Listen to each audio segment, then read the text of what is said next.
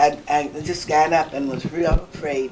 And she says, we have to go out, get out. I said, she says, the white people are killing the colored people. All of a sudden, my mother was excited is because that she saw 4 men coming toward our house, and all of them had torches. He said, please don't burn my house. Don't set my house on fire. Well, that was wishful thinking because everything around was burning. When the planes would fly over, we would see them dropping something to the rooftops of the different houses and setting them fire.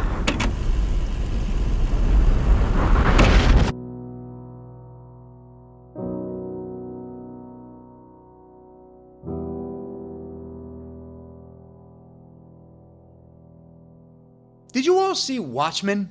Not the Zack Snyder movie, which for some reason or another decided to just remove the giant squid completely from the third act, which, by the way, is a major plot point to that story. I don't care how visually stunning your movies are, Snyder. I need substance to go with the style, son. Seriously. But anyway, no, I'm not talking about Zack Snyder's movie. I'm talking about the Watchmen miniseries that came out last year, which was a continuation of Alan Moore's magnum opus. First off, it's absolutely amazing. I highly recommend you watch it. And secondly, the first episode of Watchmen, when it came out, had a lot of America going, no, that's not, that can't be, that's not real, that didn't happen, that's not true. Is it? What I'm referring to, guys, is the destruction of the Greenwood District in Tulsa, Oklahoma in 1921, which was masterfully yet horrifically visualized on screen in that first episode of Watchmen. The scenes show buildings just being engulfed in flames and black Americans being hunted down and killed by a large mob of white men. And at one point, we actually see planes flying over the Greenwood District in Tulsa, dropping what appear to be bombs on people. And by the end of it all, guys, the Greenwood District, which was also known as Black Wall Street, as well as its predominantly African-American population, is destroyed and massacred. And I'm just going to go ahead and take a guess that a lot of you guys didn't learn about this in your U.S. history classes. It's okay. I didn't either. The first time I heard about the Tulsa Massacre, the Black Wall Street Massacre, was, I believe, back in 2017 when a viewer of US 101 actually reached out to me and asked if I would do an episode on this. Moreover, earlier this month marked the 99th anniversary of this event, and this tragic moment in African American history continues to come up in conversations that are being had throughout the United States today, so I figure let's finally do it. Let's dive into this. So let us begin, as always, with just a bit of context, guys, because remember, context is key, and it also helps to provide you with a much bigger picture. So Greenwood is developed in 1906 when a black entrepreneur by the name of O.W. Gurley purchases 40 acres of land in Tulsa and names his land Greenwood after a town in Mississippi. And one of the reasons that Gurley purchases land in Oklahoma is because after the end of slavery, guys, Oklahoma becomes kind of a safe haven for African Americans, and a lot of them move to Oklahoma to begin their lives post-slavery. The executive director of the Tulsa Historical Society and Museum, Michelle Place, states that Oklahoma, quote, begins to be promoted as a safe haven for African Americans who start to come post-emancipation to Indian territory. Oh yeah, I feel like I should also point this out. See, Greenwood was developed on land that was deemed Indian territory, aka land that Native Americans were forced to relocate to in the 19th century. And a lot of Indian territory makes up the eastern part of Oklahoma. But then, in 1887, the Dawes Act is passed by President Grover Cleveland. The Dawes Act divided the land into individual plots, and the reason for this was to assimilate Native Americans and help them become, quote, Americans, end quote, by breaking up their tribal grounds, which, in turn, would lead to the breaking up of their tribal traditions and customs. Because if you wanted to be American, you could no longer practice those old customs, those old tribal traditions, because real Americans, aka white Americans, did not do that. So the land was broken up. Now, Native Americans that purchased those individual plots of land could then go on to become U.S. citizens. And then the rest of the land that wasn't sold to Native Americans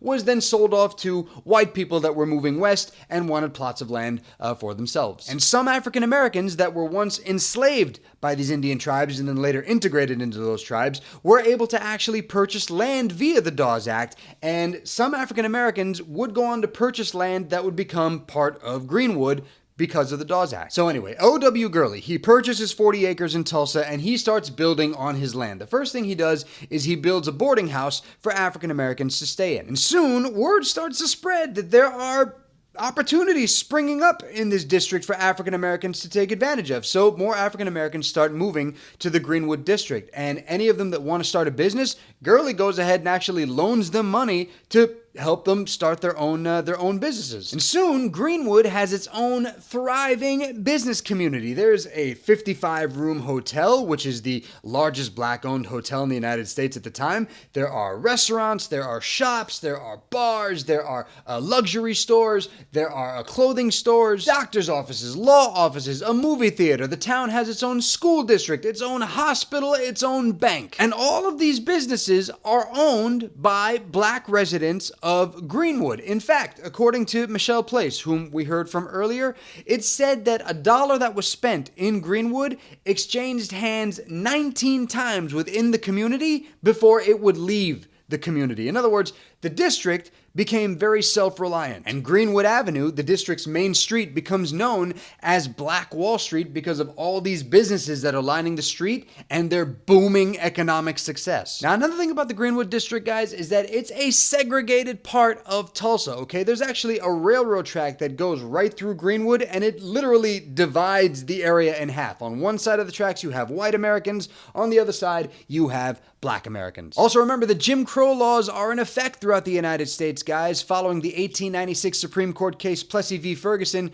which states the claims separate but equal. But when the white residents of Tulsa look across the tracks and they start to notice all the economic activity and how all these black residents of Tulsa are thriving in this district, they start to become a bit jealous, because the mindset of a lot of white people living in Oklahoma at the time is that black Americans are still inferior to white Americans. Remember, they were slaves once, and now they think that they could just make this money. Have they not looked at the color of their skin recently? How dare they? Plus, following the release of the 1915 film The Birth of a Nation by D.W. Griffith, you now have the second coming of the Ku Klux Klan in the United States. Not to mention, lynchings are still happening across the United States, especially during what's become known as the Red Summer of 1919. The Red Summer of 1919, guys, basically were a series of anti-black riots in cities across the country, including Tulsa, which led to the killings of many black Americans. These riots arose from tensions between white Americans who were upset that black Americans made their way north during the World War I years to seek employment, and white soldiers would return home to find their jobs taken over by African Americans or immigrants. So to defend themselves, Greenwood's newspaper, the Tulsa Star, spreads the word to its black residents and says, hey, look, make sure that you are able to defend yourself. On top of that, if any black Americans are taken to the jail or the courthouse because they're arrested for anything, make sure you defend them while they're there so that they don't get picked up by a lynch mob. But amidst all of this racial tension, all of this racial pressure that is continuing to build up throughout the United States, Greenwood's Black Wall Street continues to thrive. Its African American residents continue to do incredibly well for themselves. Unfortunately, as we all know, when pressure rises and pressure builds, eventually it has to release. And that release would come on May 30th, 1921. Dick Rowland, a 19-year-old African-American shoe shiner, gets into an elevator inside the Drexel building in Tulsa, Oklahoma, where he runs into Sarah Page, a 17-year-old white girl and also the elevator's operator. We don't know what happens in the 2-3 minutes that they encounter each other, but at some point, Sarah Page screams out loud and the two of them bolt from the elevator. Dick Rowland especially, because he knows when a black man is near a white woman and the white woman screams, it's not going to go well for him. Now, there are stories that say that because of these elevators, it's an old school elevator, right? So you have to have somebody operating it. The elevator at some point when it rises to a specific floor, it wasn't level with the floor when Dick Rowland stepped into the elevator. So when he walked in, he tripped and he fell onto Sarah Page, thus causing her to scream. But the scream of a white girl was all that was needed, all right? Page's scream catches the attention of a clerk working inside of the building. Page goes over to the clerk, explains what happens. He calls the cops. A description is put out for Dick Rowland, and the cops go looking for him. He would actually be picked up the following morning. But at this point, rumors are already starting to spread as to what Dick Rowland did to poor Sarah Page. And the rumor is that he went ahead and raped her in that elevator. White Tulsans are sent into a frenzy, especially since the Tulsa Tribune, a newspaper at the time, prints the story and prints a rather inflammatory headline to accompany it. The headline of the story basically was a call to arms to tell white Tulsans that Rowland had to be nabbed and had to be lynched for his injustice. Oh, by the way, you should also know that Sarah Page never actually ended up pressing charges against Dick Rowland. So there's that. So Rowland is captured on the morning of May 31st, 1921 by a couple officers, and he is escorted and taken to the courthouse in town where he is being held for safekeeping. And I say safekeeping because he needed to be kept safe, because outside of the courthouse there was a large mob of angry white men, some of them armed, that go to the courthouse and demand to the sheriff that Rowland be released to them. So when the mob starts to gather at the courthouse, a group of black Tulsans get together at the Dreamland Theater in the Greenwood District and decide that, yeah, okay, we have to go and help this kid. So a group of about 75 African-American Tulsans make their way to the courthouse, armed as well, and try to help the deputies and help the sheriff that are holding Rowland inside the courthouse, try to protect him. So now you have a group of angry white men on one side versus a vigilant group of black men on the other side. There is a standoff happening outside of the courthouse. And according to a 2001 report that was released by the Tulsa Race Massacre Commission, a scuffle ensues between the groups,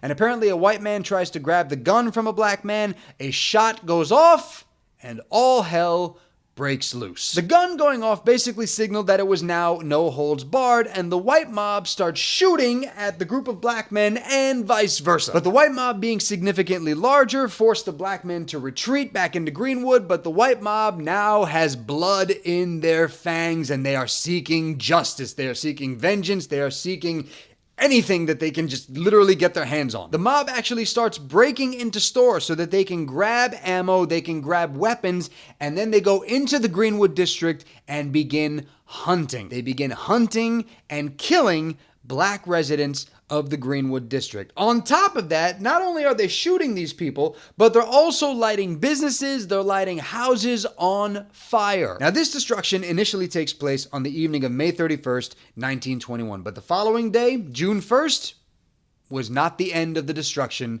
of Black Wall Street. The following day, on June 1st, the killings of black Americans continue, as well as the looting of businesses and the burning down of businesses and homes. Now, at this point, the governor declares a state of emergency happening in Tulsa, and he sends the National Guard to go in and help. But here's the problem. When the National Guard show up, they, along with the police, end up arresting black Tulsans and leave the white Tulsans to pretty much go ahead and do whatever they want to do. Oh, and you should also know that the police department in Tulsa decided to go ahead and deputize white men in that mob so that they could officially carry out law enforcement. Plus, the fire department that was trying to get into the Greenwood District to put out these fires were being stopped by the white mob from doing their job. And there were even some reports that planes were seen flying over the Greenwood District, and apparently there were some kerosene bombs being dropped from these planes onto businesses, onto buildings, onto the streets. When all was said and done and the smoke cleared,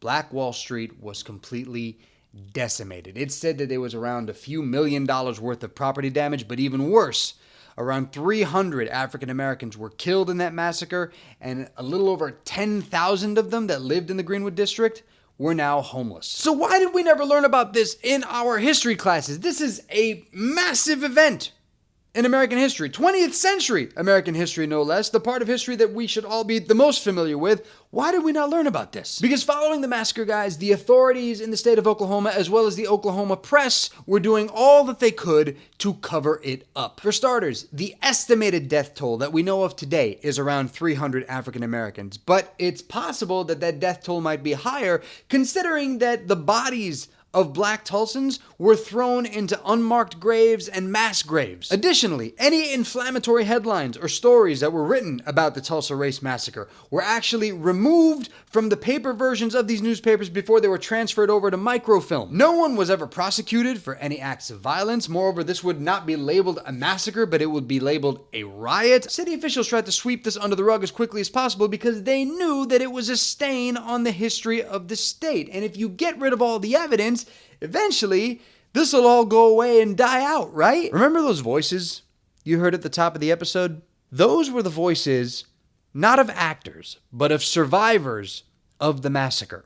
In the 1990s, a group was put together to better understand what happened in Greenwood, and that included eyewitness accounts. And those accounts are incredibly important since those people have now passed on. So their recorded testimony is incredibly valuable in addition to reports and investigation into the massacre. So why is the Tulsa Race Massacre, the destruction of Black Wall Street, an important moment in our American history? And why is it still relevant today? Why is it important for us to understand today? Because the 99th anniversary of this moment in our American history came at a time when millions of Americans took to the streets and were chanting over and over again that Black Lives Matter, and they were trying their best, and still trying their best, to shine a light on racial inequity and police brutality that has happened over and over again to people of color in the United States. This story showcases another example of police neglect towards communities of color, and unfortunately, it's only one story in a long line of injustices. However, like I said last week, guys, it is these moments in American history that must continue to be unearthed and must continue to be discussed in communities and classrooms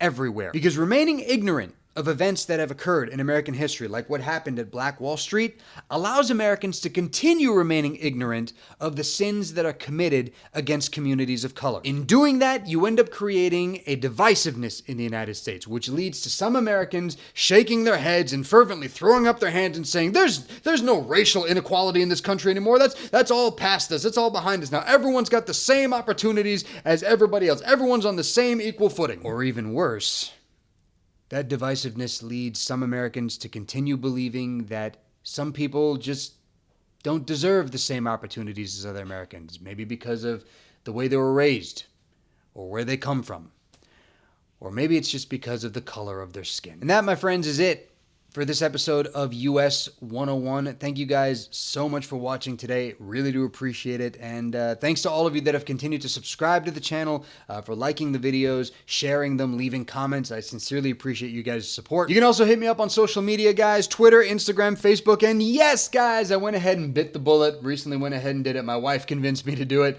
I started a US 101 TikTok account. So you can go ahead and follow US 101 on TikTok as well. Guys, I will see you next week for an all-new episode of US 101. Until then, I am all done. Do you remember seeing white policemen or any sort of white people in uniform or anyone trying to control things at all? No, everybody was fighting and the Negroes were on the run.